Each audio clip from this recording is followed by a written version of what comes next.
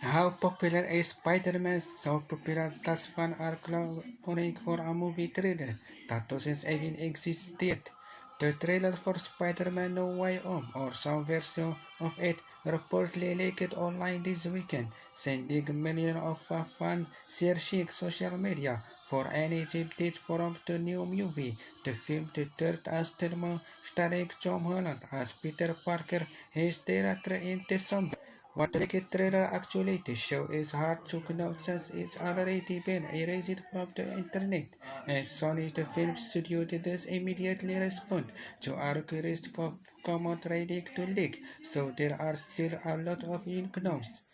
But the trailer rarely doesn't matter as much as the fair for around it. The attention is yet another great example of just how popular Spider-Man is out the Cineplex. The Spider-Man franchise, which is currently shared between Sony and Disney Marvel Studios, is one of the most popular brands in box office history, notches more for $10.6 billion at the global box office, according to Cosmos. That includes last Sony Disney film 2017 Spider-Man Homecoming and 2019 Spider-Man Far Home, which have earned $118 million and $1 billion worldwide respectively. The character in many ways had been created into blockbuster comic book art Hollywood is currently expressing.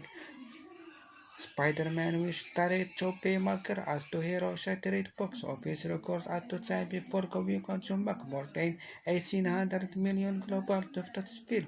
Power chose Philly before Sony replacing Maguire with Andre Garfield in 2020. Sony also found two accesses with 2018 animated Spider-Man and Two Spider-Man films, which made $75 million worldwide and won an Academy Award.